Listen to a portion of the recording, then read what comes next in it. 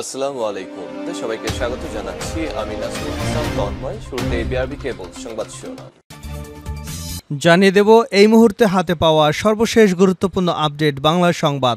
ভারত পালাতে বড়লেখা জুড়ি সীমান্তে নানকের আত্মগোপনের গুঞ্জন।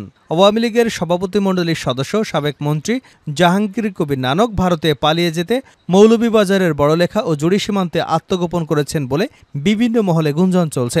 এমনকি তিনি সীমান্তে আটক হয়েছেন বলেও খবর ছড়িয়ে পড়েছে। প্রিয় দর্শক, তাহলে কি শেষ পর্যন্ত বিডিআর হত্যাকাণ্ডের অন্যতম মূল নায়ক জাহাঙ্গীর কবির নানক ধরা পড়লেন?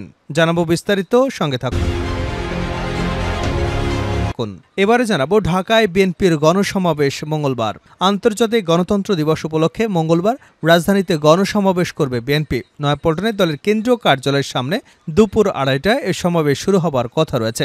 বিএনপির মহাসচিব মির্জা ফখরুল ইসলাম আলমগীরের সভাপতিত্বে এতে প্রধান অতিথি থাকবেন দলের ভারপ্রাপ্ত চেয়ারম্যান তারেক রহমান।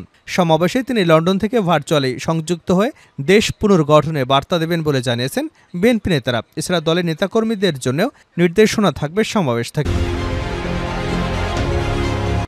জানাবো জল্পনা কল্পনার অবসান ঘটালেন আইন উপদেষ্টা আসিফ নজরুল। মিডিয়াতে নিজের অনুপস্থিতির ব্যাখ্যা দিলেন অন্তর্বর্তী সরকারের আইন উপদেষ্টা অধ্যাপক আসিফ নজরুল।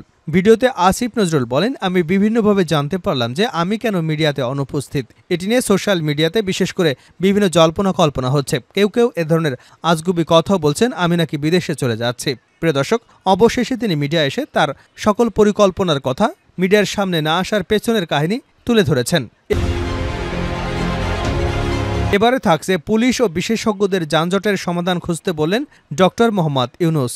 রাজধানীতে যানজট সমস্যার সমাধানে পুলিশ ও বুয়েট বিশেষজ্ঞদের নির্দেশনা দিয়েছেন প্রধান উপদেষ্টা ডক্টর মোহাম্মদ ইউনূস। সোমবার রাষ্ট্রীয় অতিথি ভবন যমুনায় ঊর্ধ্বতন পুলিশ কর্মকর্তা ও বাংলাদেশ প্রকৌশল বিশ্ববিদ্যালয়ের বিশেষজ্ঞদের সঙ্গে এক বৈঠকে তিনি এমন নির্দেশনা দিয়েছেন। এদিকে বাংলাদেশ ও পাকিস্তান সম্পর্কের নতুন সূচনার ইঙ্গিত। জাতিসংঘ সাধারণ পরিষদের অধিবেশনে যোগ দিতে আগামী 22শে সেপ্টেম্বর নিউ ইয়র্ক যাবেন অন্তর্বর্তী সরকারের প্রধান উপদেষ্টা ডক্টর মোহাম্মদ ইউনূস। আর এই সফরে তার সঙ্গে পাকিস্তানের প্রধানমন্ত্রী শাহবাজ শরীফের বৈঠক হতে পারে বলে জানা গেছে। পাকিস্তানি গণমাধ্যম এক্সপ্রেস ট্রিবিউনের প্রতিবেদনে এমনটাই বলা হয়েছে। এবং সর্বশেষ জানাবো আন্তর্জাতিক সংবাদ। ফিলিস্তিনের মতো আকাশ থেকে লেবাননে লিফলেট ফেলল ইসরায়েল। ফিলিস্তিনে বিমান হামলা চালানোর আগে প্রায় আকাশ থেকে লিফলেট ফেলত ইসরায়েল। এবারও একই কায়দায় লেবাননের আকাশ থেকে দেশটিতে লিফলেট ফেলছে তেল আবিব। রোববার লেবাননের সীমান্তবর্তী একটি গ্রামে ওই লিফলেট ফেলা হয়। তবে ইসরায়েলের সেনাবাহিনীর বার্তা সংস্থা এএফপিকে বলেছে অনুমতি ছাড়াই একটি ব্রিগেড এমন পদক্ষেপ নিয়েছে। এতক্ষণ শিরোনাম শুনছিলেন, এবার বিস্তারিত। প্রিয় দর্শক, আপনি যদি এই চ্যানেলে নতুন হয়ে থাকেন, ভিডিওটি দেখতে দেখতে চ্যানেলটি সাবস্ক্রাইব করে আমাদের সঙ্গেই থাকুন। আর এই ভিডিও সম্পর্কে আপনি আপনার মূল্যবান মতামতটি কমেন্ট বক্সে জানিয়ে দিন। আর হ্যাঁ প্রিয় দর্শক, জানিয়ে দিন ভিডিওটি কোথা থেকে দেখছেন। ভারত পালাতে বড়লেখা জুড়ি সীমান্তে নানকের আত্মগোপনের গুঞ্জন। আওয়ামী লীগের সভাপতিমণ্ডলীর সদস্য সাবেক মন্ত্রী জাহাঙ্গীর কবির নানক ভারতে পালিয়ে যেতে মৌলভীবাজারের বড়লেখা ও জুড়ি সীমান্তে আত্মগোপন করেছেন বলে বিভিন্ন মহলে গুঞ্জন চলছে। এমনকি তিনি সীমান্তে আটক হয়েছেন বলেও গুজব ছড়িয়ে পড়েছে। তবে সোমবার সন্ধ্যায় এই রিপোর্ট হাতে আসা পর্যন্ত বিজিবি, পুলিশ কিংবা দায়িত্বশীল কোনো সূত্র থেকে নিশ্চিত তথ্য পাওয়া যায়নি। জানা গেছে, শনিবার শ্রীমঙ্গলে ঢাকা দক্ষিণ সিটি কর্পোরেশনের কাউন্সিলর এবং আওয়ামী লীগ নেতা বিএম সিরাজুল ইসলামকে যৌথ বাহিনী আটক করবার পর অনেকের মুখে শোনা যায় শেখ হাসিনার অপকর্মের অন্যতম সহযোগী জাহাঙ্গীর কবির নানক ভারতে পালিয়ে যাবার অপেক্ষায় মৌলভীবাজারের বড়লেখা ও জুড়ি উপজেলার সীমান্ত এলাকায় আত্মগোপন করেছেন। কেউ কেউ বলছেন তিনি বেশ কয়েকদিন ধরে ছন্দবেশে শ্রীমঙ্গলের চা বাগান এলাকায় অবস্থান করেন। সীমান্ত অতিক্রম করতে না পেরে জুড়ি উপজেলার লাঠিটিলা এবং ফুলতলা সীমান্ত অতিক্রমের চেষ্টা চালিয়ে সফল হননি। এরপর থেকে বড়লেখা উপজেলার উত্তর শাহবাজপুর ইউনিয়নের বড়াইল, কুমারশাইল, পালাথল ও দক্ষিণ শাহবাজপুর ইউনিয়নের বোবারথল সীমান্ত দিয়ে ভারতে পালিয়ে যাবার সুযোগ খুঁজছেন। তবে এ ব্যাপারে সীমান্ত এলাকার বাসিন্দারা নিশ্চিত কোনো তথ্য দিতে পারেননি। বড়লেখা উপজেলার উত্তর শাহবাজপুর ইউপি চেয়ারম্যান রফিক আহমেদ জানান, অসমর্থিত সূত্র থেকে তিনি এ ধরনের খবর পাচ্ছেন। বিভিন্ন ব্যক্তি এবং সংস্থা তার কাছেও জানতে চাচ্ছে। তিনি তার অবস্থান থেকে খোঁজখবর নিচ্ছেন। তবে তিনি মনে করেন সীমান্ত এলাকায় বিজিবির চিরুনি অভিযান চালানো উচিত। বিজিবির 52 ব্যাটালিয়নের অধিনায়ক লেফটেন্যান্ট কর্নেল মেহেদী হাসান যুগান্তরকে জানান, এ ধরনের একটি খবর বিজিবির কাছেও রয়েছে। তবে এখনও নিশ্চিত কোনো তথ্য মেলেনি। বিষয়টি জানার পরই সীমান্তে বিজিবি টহল জোরদার করা হয়েছে। এছাড়া মৌলভীবাজারের জুড়ি উপজেলার ফুলতলা সীমান্তে আওয়ামী লীগ নেতা জাহাঙ্গীর কবির নানক স্থানীয়দের হাতে আটক হয়েছেন মর্মে সোমবার দুপুর থেকে লোকমুখে খবর ছড়িয়ে পড়ে। ফেসবুকে এরকম খবর প্রচার হয়। এ খবরে দুপুর থেকে ফুলতলার সীমান্তে পুলিশ তল্লাশি চালিয়ে খবরের কোনো সত্যতা পায়নি। জানতে চাইলে জুড়ি থানার অফিসার্স ইনচার্জ মেহেদী হাসান সোমবার সন্ধ্যায় বলেন, সীমান্তে কাউকে আটক করা হয়নি, তবে নজরদারি বাড়ানো হয়েছে।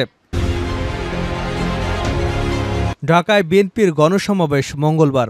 আন্তর্জাতিক গণতন্ত্র দিবস উপলক্ষে মঙ্গলবার রাজধানীতে গণসমাবেশ করবে বিএনপি। নয়াপল্টনে দলের কেন্দ্রীয় কার্যালয়ের সামনে দুপুর 2:30টায় এ সমাবেশ শুরু হবে। বিএনপির মহাসচিব মির্জা ফখরুল ইসলাম আলমগীরের সভাপতিত্বে এতে প্রধান অতিথি থাকবেন দলের ভারপ্রাপ্ত চেয়ারম্যান তারেক রহমান। গণসমাবেশে তিনি লন্ডন থেকে ভার্চুয়ালি যুক্ত হয়ে দেশ পুনর্গঠনে বার্তা দেবেন বলে জানিয়েছে বিএনপি নেতারা। এছাড়া দলের নেতাকর্মীদের জন্য নির্দেশনা থাকবে সমাবেশ থেকে। দলের ঢাকা মহানগর ছাড়াও ঢাকা বিভাগের বিভিন্ন জেলা থেকে নেতাকর্মীরা এ গণসমাবেশে যোগ দেবেন। বিএনপির প্রচার সম্পাদক সুলতান সালাউদ্দিন টুকু এবং ঢাকা মহানগর উত্তরের সদস্য সচিব আমিনুল হক, দক্ষিণের সদস্য সচিব তানবীর আহমেদ রিপনের যৌথ সঞ্চালনায় গণসমাবেশে বিএনপির স্থায়ী কমিটির সদস্যরা বক্তব্য রাখবেন। আন্তর্জাতিক গণতন্ত্র দিবসে রোববার নয়াপল্টনে এ সমাবেশ অনুষ্ঠিত হবার কথা থাকলেও বৈরী আবহাওয়ার কারণে তা পিছিয়ে 17 সেপ্টেম্বর নির্ধারণ করা হয়। এদিকে গণসমাবেশের মঞ্চ তৈরির কাজ চলছে। কাজের অগ্রগতি দেখতে বিকাল 4:45টার দিকে নয়াপল্টনে যান গণসমাবেশ আয়োজনের দায়িত্বপ্রাপ্ত বিএনপির স্থায়ী কমিটির সদস্য অধ্যাপক ডাক্তার এজেএম জাহিদ হোসেন ও যুগ্ম মহাসচিব হাবিবুন নবী খান সোহেল। জল্পনা কল্পনার অবসান ঘটালেন আইন উপদেষ্টা আসিফ নজরুল। মিডিয়াতে নিজের অনুপস্থিতির ব্যাখ্যা দিলেন অন্তর্বর্তী সরকারের আইন উপদেষ্টা অধ্যাপক আসিফ নজরুল। ফেসবুকে এ সংক্রান্ত একটি ভিডিও পোস্ট করে মিডিয়াতে কেন কম থাকছেন সে বিষয়ে ব্যাখ্যা দিয়েছেন। ভিডিওতে আসিফ নজরুল বলেন, আমি বিভিন্নভাবে জানতে পারলাম যে আমি কেন মিডিয়াতে অনুপস্থিত। এটা নিয়ে সোশ্যাল মিডিয়াতে বিশেষ খবর করে বিভিন্ন জল্পনা কল্পনা হচ্ছে। কেউ কেউ এ ধরনের আজগুবি কথাও বলছেন আমি নাকি বিদেশে চলে যাচ্ছি। সবাইকে আশ্বস্ত করে অধ্যাপক নজরুল বলেন, এ ধরনের কোনো পরিকল্পনা এমনকি চিন্তাও আমার মাথায় নেই, প্রশ্নই আসে না। আমি মনে করি এ ধরনের গুজব, গুঞ্জন এবং আজগুবি বিভিন্ন তথ্য যারা ছড়াচ্ছেন, এটা আজকে ছাত্র জনতা যে ঐতিহাসিক জুলাই বিপ্লবের মাধ্যমে জনগণের কাছে যে প্রত্যাশা সৃষ্টি হয়েছে সেটাকে বিভ্রান্ত করবার এবং জনমনে অহেতুক প্রশ্ন সৃষ্টি করবার একটা অসৎ উদ্দেশ্যে করা হচ্ছে। কাউকে বিভ্রান্ত না হবার অনুরোধ জানিয়ে আসিফ নজরুল বলেন, আমি কয়েকদিন আগেও পত্রিকায় ইন্টারভিউ দিয়েছি, তবে এটা ঠিক আমি মিডিয়াতে একটু কম আসছি, কারণ আমার অনেক কাজ এবং আমার মনে হয়েছে যদি আমার কার্যক্রমে কোনো অগ্রগতি হয় তবে সেটা আমি জানাবো। এখন তিনি আর টকশোর মানুষ না উল্লেখ করে আসিফ নজরুল তার দায়িত্বে থাকা প্রবাসী কল্যাণ মন্ত্রণালয় এবং আইন মন্ত্রণালয় দুক্ষেত্রে অগ্রগতি হচ্ছে বলে জানিয়েছেন। একই সাথে অল্প কিছুদিনের মধ্যে অগ্রগতি সম্পর্কে জানানো হবে বলেও ভিডিওতে উল্লেখ করেন অধ্যাপক আসিফ নজরুল। এ ধরনের গুজব গুঞ্জন যারা রটাচ্ছেন তাদের মিনিমাম ইনভেস্টিগেশন করে কথা বলার অনুরোধ করেন অধ্যাপক নজরুল। বলেন, না হলে মানুষ তো আপনাদের মিথ্যাবাদী ভাববে, ঠিক না?